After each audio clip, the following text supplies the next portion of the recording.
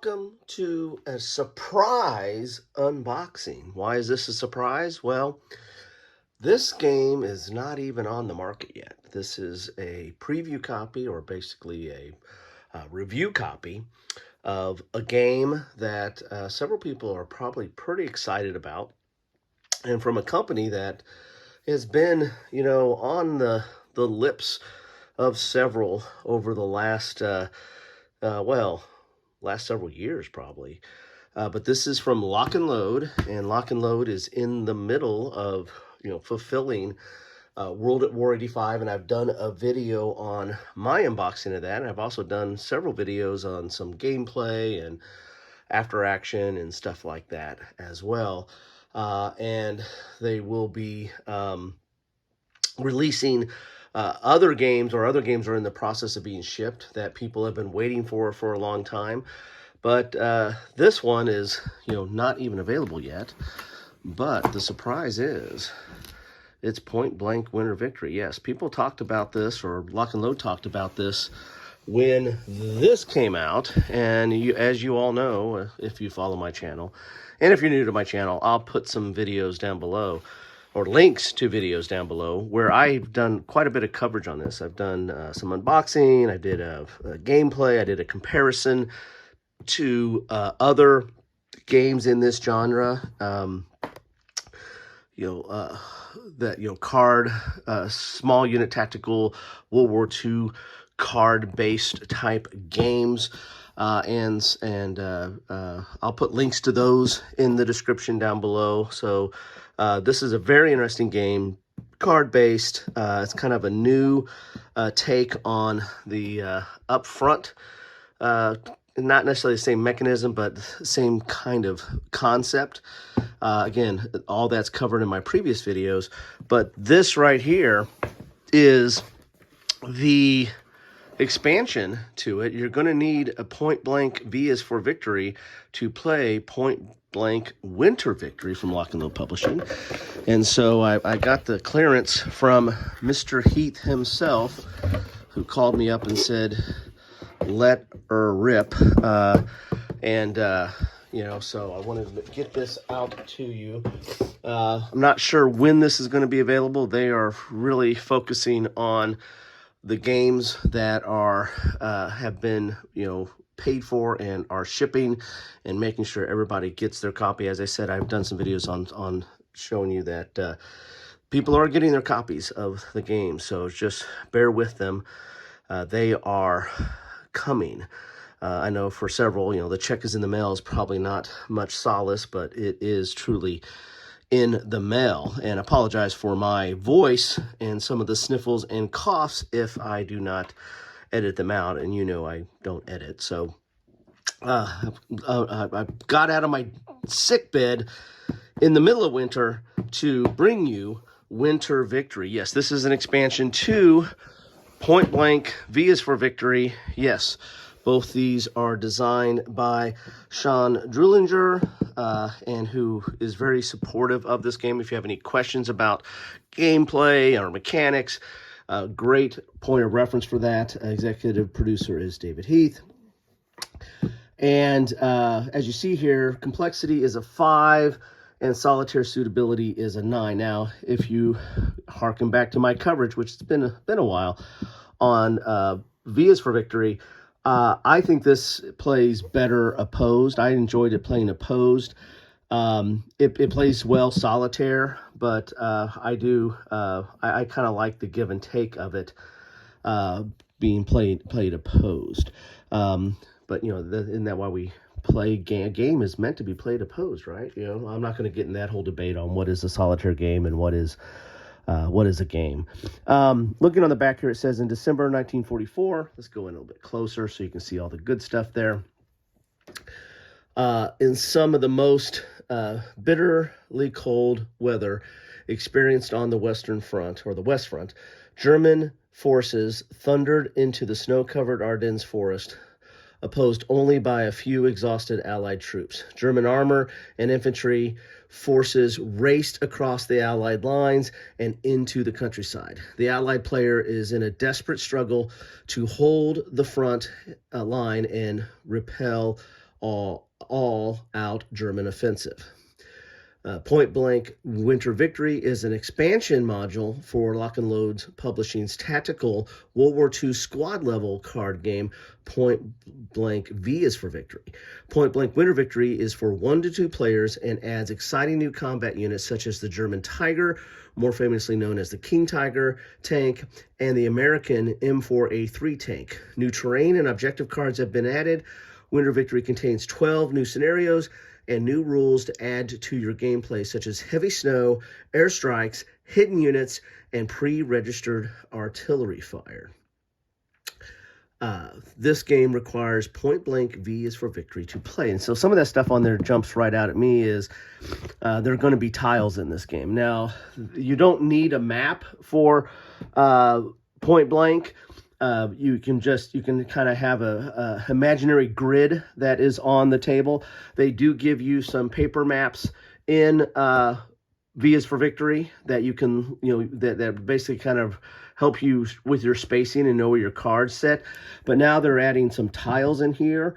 And there's definitely going to be some like terrain type tiles, but I think they're also going to be, or terrain effects, but I think there's going to be some tiles to help you lay out how you want to put out the cards as well. I believe that's the case. David may have told me that, but I've been in a medicated state with my flu or whatever I have going on right now.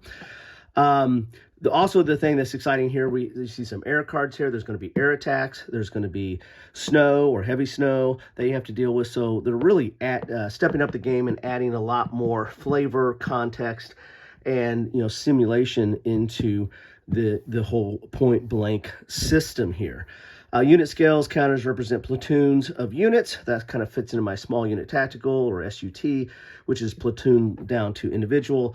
Time scale, each turn represents 5 to 15 minutes. Map scale, each tile is approximately 160 yards wide. Playing time between 1 to 2 hours based on the criteria of the scenario. Players, 12 years plus, solitaire play, or 2 players. So there you have it. Complexity, they say, they have here as a 5.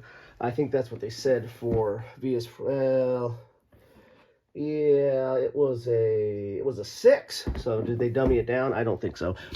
Complexity ratings are always, in my opinion, very arbitrary because this game is not overly complex, but it is somewhat abstracted in how they're handling some of the issues. And especially like movement and line of sight gets a little more complicated than what you would normally see on just a regular map, since you're dealing it with the cards or the units and where they are located relative on the board. Very thick box there. Good thick box. I believe this is going to have a plastic insert as well to hold all the bits, which is predominantly cards. We have some bookmarks in here. That is a standard feature of Lock and Load. Here are the module and scenarios. Version 1.0. I was going to say V is for Victory. Another thing that's common about or standard now with Lock and Load is the spiral bounds. I really like it, having spiral bounds, because you can lay it flat, you can flip something over, and it doesn't take up as much table space as you are using it. So it looks like we have introduction, we have module rules, which conclude heavy snow, foxhole, prepared positions, pre-registered artillery fire, tactical airstrikes, anti-aircraft, and hidden units. Hidden units probably might make it a little bit harder to play solitaire, but maybe not. Maybe they got some rules for that. Here we have terrain. We have design your own scenario, DYO points. Love that aspect. That adds, there's a lot of playability in the box, out of the box, but whenever you have this do your own scenario, which Lock and Load has been supporting that in several of their games, that adds a ton of replayability to it. And so then we've got, these are unique characteristics. And where's the scenarios at? Module and scenarios. Okay, well, maybe the scenarios are, maybe these are the scenarios in section 5 here. So we got some of the new rules here. We're not going to go through that. but the layout looks pretty. Here's that design your own scenarios. The layout looks pretty good. It's full color. Type or font is relatively good size. I think Lock and Load recognizes that a lot of their targeted audience is using prescription glasses these days, or I have bifocals. I'm getting old. So here are, so here opening moves. So here are the scenarios. So they're going to tell you what the setup is, and then any kind of special rules. Plus, they have a solo play posture. That's kind of cool. So they actually have some additional rules to kind of help you out with the AI. And here's the battlefield setup. As you can see, it's a grid. You don't need to use the paper maps that are in V for Victory here. But I think they also add tiles in here too. But we'll get into the box when we get into that. We'll see that when we get in the box. How about that? So I think there's 12 scenarios in here, plus with rules for do-it-yourself. So how about that? Here is a player aid. Let's see, is it dual-sided? It's dual-sided, really thick, very thick, kind of glossy. And it's got some of your new rules here. It looks like we got aircraft here and stuff like that. So, all right, like that. Very thick. All right, here are all the new tiles. This is those new tiles that they were talking about. So you can, instead, if you don't want to use the paper map, or if you don't want to just have an imaginary grid and losing track of that, or having a map, a paper map that takes up quite a bit of space. This I will say this can be a little bit of a table hog because you're laying out everything in this big long grid. But these tiles, these are not bad. Very, very good thickness right here. And then they're different terrains here. And they are double-sided here. So these are, and you see you have a little grid reference here, like B2, B3. So this is how you lay out the map. And there's a lot of room here to put your cards, and so your cards will kind of sit on these, and as they move around on the board, they're moving into different areas and interacting with the other cards. Hopefully the enemy, right? And hopefully eliminating the enemy. So these are nice. Kind of like these little terrain cards, or double terrain tiles, I should say. You can hear the crack on the table, so they're very, very sturdy. I played with the map. I don't like doing imaginary grid because I'm a very visual person, and if you get too abstract for me, I'm going to lose focus. But so these tiles are a nice addition. I'm going to have, and they look a little bit maybe smaller, or maybe they're flattened out a little bit. I'd have to look at the old maps that are in there. Now, the maps that they gave you in V is for Victory are very sturdy, very thick maps, but they are, as I said, they take up some space once you lay them all out. Here are the cards you get in here. And if I'm not mistaken, yeah, so these cards right here, see, they're all V is for Victory. Okay, cool. And yeah, so these are some of the extra terrain cards. And again, go look at my previous videos that talk about all your information is on these cards. Like if it's if the terrain is blocking something, or what its defense value is, all that's on the cards. And then all the information for the units are on the cards as well. And you can see there's a lot of iconography in this game. That's why I wouldn't probably put it at a 5, because you are going to have to get familiar with the iconography. If you play a few games in a row, it's going to be second nature. But if you take time in between plays, you got to pick up the pieces and pick up the iconography again. So as you see, there's a lot of information on here, but it's not that complex of a game once you understand what all this means in play. Now, I think there might be some extra cards in here.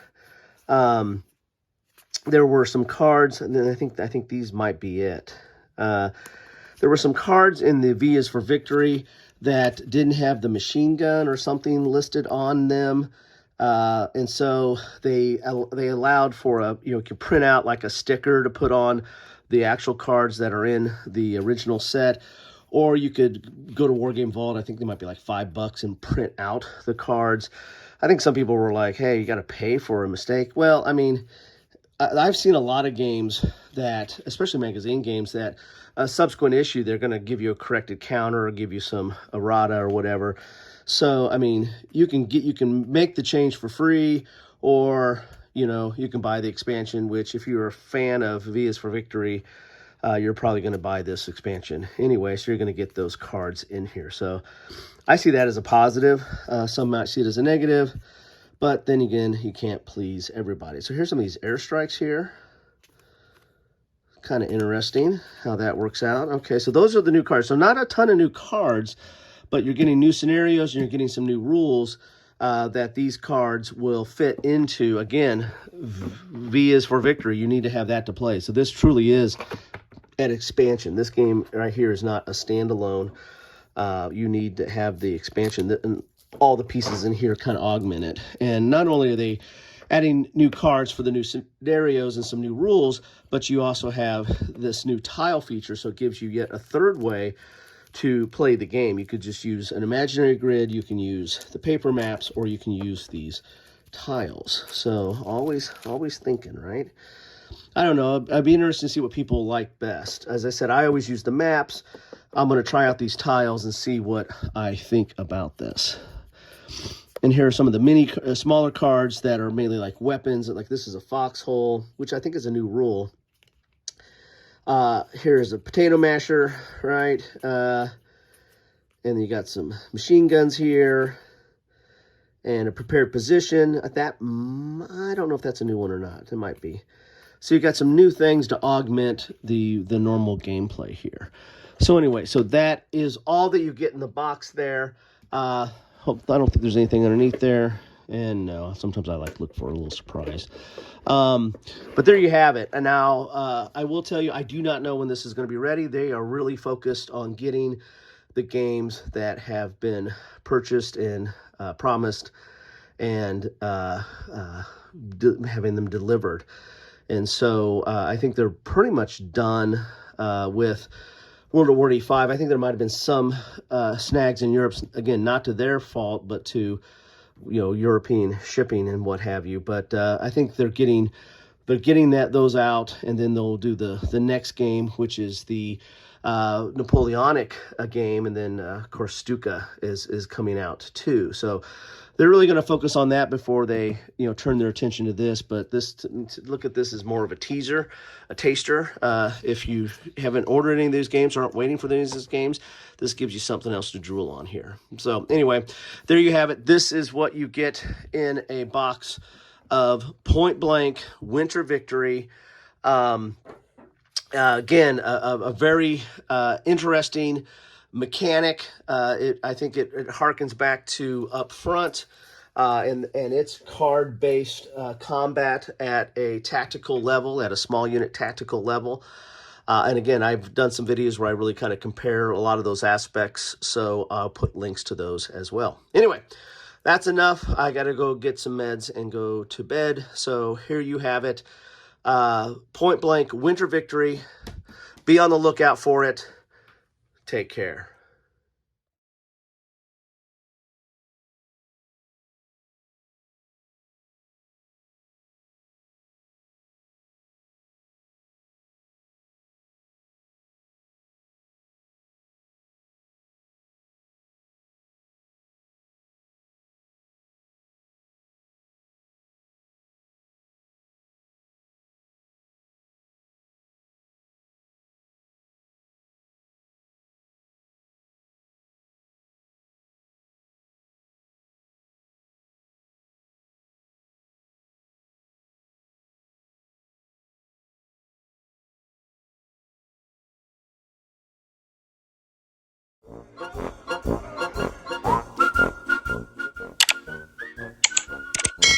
Thanks for watching.